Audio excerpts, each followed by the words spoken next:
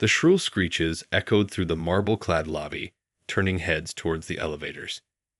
Karen, her face flushed with rage, stood toe-to-toe with a frazzled young woman, both clutching small dog carriers. "This is an outrage," Karen bellowed, her voice dripping with entitlement. "I was here first, and my Pomeranian has priority." The other woman, visibly intimidated, tried to interject. But the sign clearly says no more than 2 pets per elevator. Do you have any idea who I am?" Karen interrupted, her manicured finger jabbing the air. "I'm on the building committee. This is an absolute disgrace." The cowering tenant shrunk back, her eyes darting around the lobby as the confrontation drew more onlookers. Just then, the elevator doors slid open, and a well-dressed man stepped out, his gaze sweeping over the scene with a furrowed brow. "What on earth is going on here?" he demanded, his deep voice commanding attention. Karen turned to him, her chin raised in defiance. "This incompetent woman is refusing to let my Pomeranian on the elevator. I won't stand for this kind of disrespect." The man's eyes narrowed as he regarded Karen, then shifted to the other tenant, who had begun to explain the situation in a trembling voice. Suddenly, realization dawned on his face, and his expression hardened. "Mrs. Daniels," he said, his tone dripping with disdain, "I had no idea you were the one causing such a disturbance." Karen's face paled as the man continued. "As the head of the building committee, I'm appalled by your behavior. You should be setting an example for the rest of the tenants, not abusing your position to bully them." The other woman's eyes widened, and she quickly ushered her dog into the waiting elevator, casting a grateful glance at the man before the doors closed. Karen opened her mouth to protest, but the man raised a hand, silencing her. "That's quite enough, Mrs. Daniels. I'm afraid I'll have to report this incident to the rest of the committee. You've clearly forgotten the importance of respecting our building's policies and treating your neighbors with kindness." With that, the man strode away, leaving Karen standing in the silent lobby, her face a mask of mortification and fury. The other tenants, who had gathered to witness the spectacle, quickly dispersed, murmuring amongst themselves. Karen stood there, seething, her manicured nails digging into the palms of her hands. She had never been so publicly humiliated, and the thought of facing the building committee filled her with dread. This was not the outcome she had expected, and she knew she had to find a way to regain control of the situation. As she made her way back to her penthouse, Karen's mind raced, plotting her next move. She couldn't allow this incident to tarnish her reputation or jeopardize her position on the committee. After all, she was untouchable, or so she thought. The following morning, Karen stormed into the building manager's office, her designer handbag swinging furiously at her side. The poor man, caught off guard by her sudden appearance, straightened in his chair, a flicker of apprehension crossing his face. "Mrs. Daniels, how can I assist you today?" he asked, attempting to maintain a calm, professional demeanor. Karen wasted no time, her voice dripping with indignation. "I demand to know why that incident with the elevator yesterday was reported to the building committee. This is an outrage, and I won't stand for it." The manager shifted uncomfortably, well aware of Karen's reputation for being a formidable and uncompromising force within the building. "Well, you see, Mrs. Daniels, the committee chair felt it necessary to address the situation, given your position on the committee." "My position on the committee is precisely why this should have been handled discreetly." Karen interrupted, her eyes narrowing dangerously. "I am a respected member of this community, and I will not have my reputation tarnished by some petty squabble over a few pets." The manager swallowed hard, realizing he was treading on thin ice. "I understand your concerns, Mrs. Daniels, but the chair felt it was important to uphold the building's policies and—" "Policies?" Karen scoffed, her voice rising in pitch. "Since when do the rules apply to me?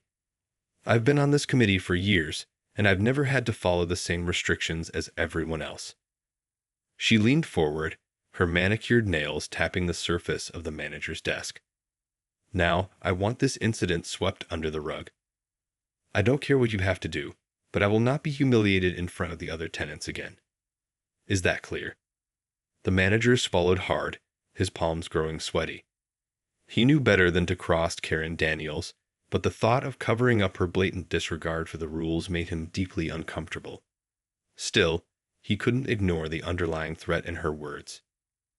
"I'll see what I can do, Mrs. Daniels," he stammered, mentally cursing the day he had accepted this job. Karen's lips curled into a satisfied smile, and she straightened her shoulders, already feeling a sense of triumph. "See that you do. And if this is not resolved to my satisfaction, you can be sure there will be consequences." With that, she turned on her heel and strode out of the office, leaving the manager to ponder the fallout of his inevitable decision. Karen had always been able to get her way, and she had no intention of letting this incident tarnish her reputation or threaten her position on the building committee. As she made her way back to her penthouse, Karen's mind raced with possibilities, each one more devious than the last. She would not be humiliated again, and she would do whatever it took to ensure that her spotless image remained intact. Later that evening, Karen sat in her lavish penthouse, sipping a glass of Chardonnay and staring out at the glittering cityscape. Her mind was still reeling from the humiliation she had suffered in the lobby, and the more she thought about it, the angrier she became. How dare that man, the building committee chair, publicly reprimand her in front of the other tenants? Didn't he understand who she was? Karen Daniels was a pillar of the community, a woman of influence and power. She couldn't have her reputation tarnished by some petty incident over a few pets. As she swirled the wine in her glass, an idea began to take shape in her mind. If the building manager wouldn't take care of this discreetly, then she would have to take matters into her own hands. After all, she was on the committee. She had sway, connections, and the ability to make things happen. Feeling a newfound sense of determination, Karen set down her glass and reached for her laptop. She needed to find out more about this building committee chair, this man who had dared to challenge her. Surely, there had to be some way to undermine his authority, to turn the other committee members against him. As she scrolled through the building's records, Karen's eyes narrowed. There, in the list of committee members, was the name she had been searching for, Jonathan Harrington. She clicked on his profile, her lips curling into a devious smile as she scanned the information. Ah, so he was a widower with a young daughter. How interesting. Karen's mind raced, considering the various ways she could use this information to her advantage. Perhaps she could find some way to turn the other committee members against him, to paint him as an unfit leader who couldn't even manage his own personal life. With a newfound sense of purpose, Karen began to draft an email, carefully crafting her words to sow seeds of doubt and mistrust. She would start by reaching out to the other committee members, subtly hinting at Harrington's alleged indiscretions and insinuating that his leadership was jeopardizing the building's well-being. As she hit send, Karen leaned back in her chair, a satisfied smirk playing on her lips. She may have been humiliated in the lobby, but she was determined to regain control of the situation. And if that meant taking down the building committee chair, then so be it. After all, Karen Daniels was not one to be trifled with. She would show Harrington and the rest of the committee exactly who was in charge around here. The following week, the building committee held its monthly meeting, and Karen made sure to arrive early, her sharp eyes scanning the room for any potential allies. As the other members trickled in, she greeted them with a warm smile and a subtle, conspiratorial tone, carefully planting the seeds of doubt she had sown in her emails. "Good to see you all," she said, her voice dripping with false sincerity. "I hope we can have a productive meeting today. There are a few issues I'd like to discuss, particularly regarding the leadership of our esteemed chair, Mr. Harrington." The other committee members exchanged puzzled glances, sensing the underlying tension in Karen's words. Before anyone could respond, the door opened and Harrington strode in, his brow furrowed as he took in the suddenly subdued atmosphere. "Welcome, everyone," he said, his deep voice cutting through the silence. "Let's get started, shall we?" As the meeting progressed, Karen carefully steered the conversation towards Harrington's perceived shortcomings, subtly hinting at his personal life and the potential impact it could have on his ability to lead. She spoke of the need for stronger, more decisive leadership, casting furtive glances at the other committee members, gauging their reactions. To her surprise, some of them seemed receptive to her suggestions, nodding in agreement or murmuring their own concerns.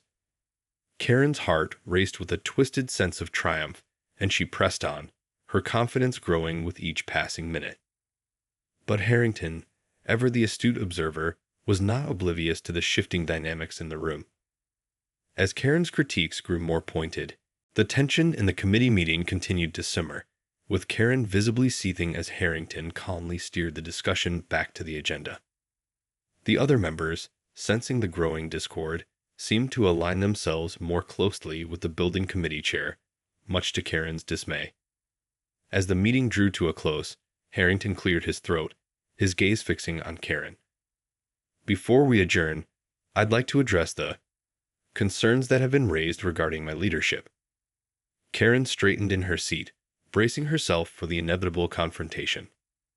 "It's come to my attention that there have been whispers and accusations circulating about my ability to effectively manage both my professional and personal responsibilities," Harrington continued, his voice steady and unwavering. "I want to make it clear that I take my role as the building committee chair very seriously, and that my personal life has no bearing on my ability to fulfill my duties." He paused, his eyes sweeping across the room.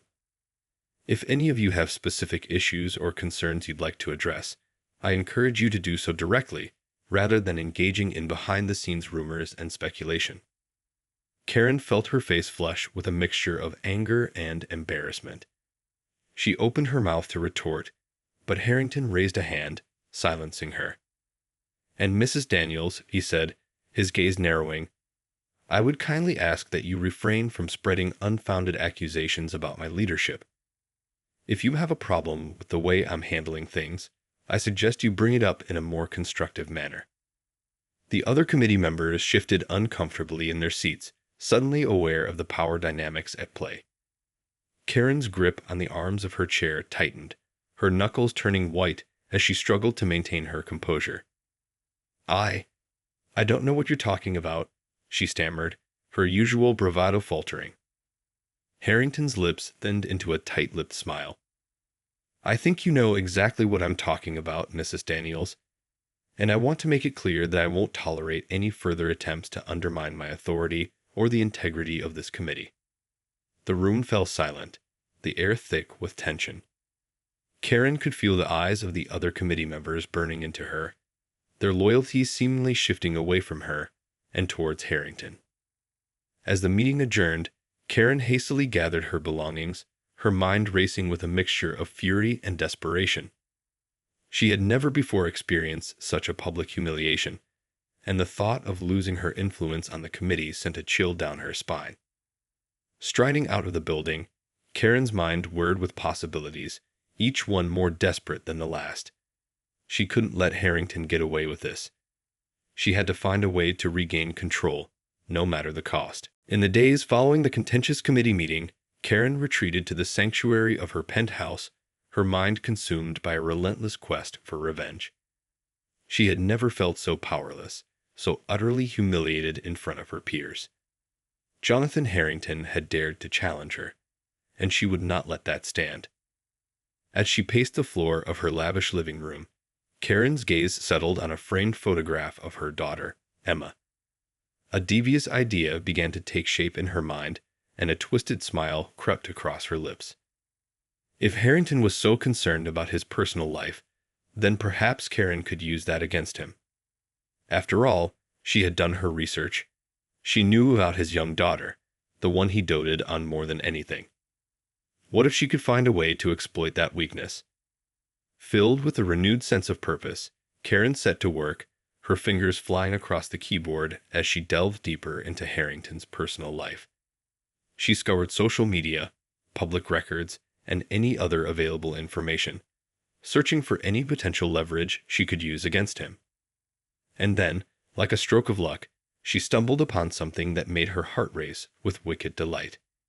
It seemed that Harrington's daughter, Lily, had a history of health issues, and her medical bills were starting to add up. Karen's mind raced, envisioning a way to turn this information to her advantage. Carefully, she began to craft an anonymous letter, laced with veiled threats and demands. She would blackmail Harrington, using his daughter's well-being as a bargaining chip. If he didn't step down from the committee and cede his position to her, she would make sure that Lily's medical care was jeopardized. With a sense of gleeful anticipation, Karen sealed the envelope and made her way to the building's mailroom, her steps light and her spirit buoyed by the knowledge that she was about to regain the upper hand. Harrington would have no choice but to bend to her will, and she would once again be the undisputed queen of the building committee. As she returned to her penthouse, Karen poured herself a celebratory glass of wine, savoring the satisfaction of her impending victory. She had never been one to back down from a challenge, and this was no exception. Harrington had messed with the wrong woman, and he was about to learn the hard way that crossing Karen Daniels came with a price. The following day, Karen watched with bated breath as the building manager hurried towards Harrington's office, the anonymous letter clutched in his trembling hand. She could practically feel the triumphant grin spreading across her face as she imagined the look of horror and despair on Harrington's usually stoic features. However, as the minutes ticked by, Karen's excitement slowly gave way to a growing sense of unease. Harrington did not emerge from his office, nor did the building manager return to his desk. The usually bustling lobby seemed to have an eerie, unnatural calm. Unable to contain her curiosity, Karen finally decided to venture down the hall, her designer heels clicking against the polished marble floors. As she approached Harrington's office, the door swung open, and the building manager stepped out, his face ashen. "Mrs. Daniels," he stammered, his eyes darting nervously. I need to speak with you." Karen's heart pounded in her chest, a sinking feeling settling in the pit of her stomach. "What is it?" she demanded, her voice sharper than she had intended. The manager swallowed hard, his gaze shifting to the floor. It's about that letter you sent. Mr. Harrington, he's called the police." Karen's world seemed to grind to a halt, the blood draining from her face. "The police?" she repeated, her voice barely above a whisper. "What do you mean, the police?" "He says the letter was a form of extortion and blackmail," the manager explained, his hands trembling. "He's pressing charges, Mrs. Daniels. I'm so sorry." Karen's mind raced, desperately searching for a way out of this nightmare. She had never anticipated that Harrington would react this way. She had assumed he would simply acquiesce to her demands and step down from the committee. The thought of facing criminal charges was utterly terrifying. "This can't be happening," she muttered, her perfectly manicured nails digging into the palms of her hands. I didn't mean for it to go this far. I just wanted to." The manager held up a hand, silencing her. "I'm afraid it doesn't matter what your intentions were, Mrs. Daniels. The law is clear on this. You've committed a serious crime, and the consequences will be severe." Karen's world seemed to be crumbling around her. She had always believed that her wealth, her influence, and her position on the building committee would shield her from any real consequences. But now, as the reality of the situation sank in, she felt a surge of panic and desperation. "You have to do something," she pleaded, her voice tinged with a hint of desperation. "I can't go to jail. You don't understand. Please, you have to make this go away." The manager shook his head, his expression a mixture of pity and resignation. "I'm sorry, Mrs. Daniels, but this is completely out of my hands. The police are on their way, and you'll need to speak with them directly." As the sound of sirens echoed in the distance, Karen's world collapsed around her. All of her carefully crafted schemes, her manipulations, and her sense of invincibility had come crashing down, leaving her utterly powerless and exposed. The flashing lights of the police cars cast an eerie glow over the building's pristine facade as Karen sat in the back of the squad car, her wrists cuffed behind her back. The once proud and unyielding woman had been reduced to a quivering, terrified shell of her former self. As the officers escorted her to the police station, Karen's mind raced, desperately searching for a way to salvage the situation.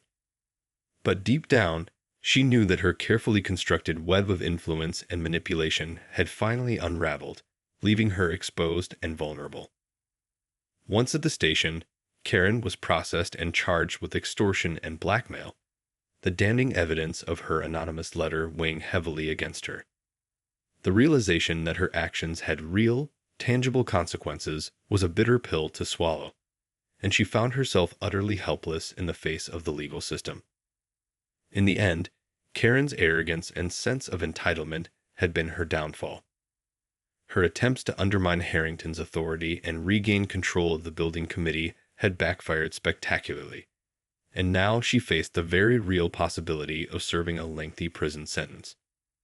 As she sat in a holding cell, surrounded by the harsh fluorescent lights and the echoing sounds of the station, Karen finally began to confront the full gravity of her actions. The realization that she had lost everything, her reputation, her position on the committee, and perhaps even her freedom, hit her like a ton of bricks. For the first time in her life, Karen Daniels felt truly powerless, stripped of the privilege and influence that had once shielded her from the consequences of her behavior. The thought of facing a judge and jury, of having her misdeeds laid bare for all to see, filled her with a sense of dread and humiliation that she had never experienced before. In the end, Karen's downfall served as a cautionary tale, a stark reminder that even the most privileged and seemingly untouchable individuals are not immune to the repercussions of their actions. Her story would echo through the halls of the building, a testament to the fact that no one, not even the most formidable of Karens, is above the law. As the days turned into weeks and the court date loomed ever closer, Karen Daniels found herself facing a future she had never imagined, one where her sense of entitlement and her disregard for the rules had ultimately led to her own undoing.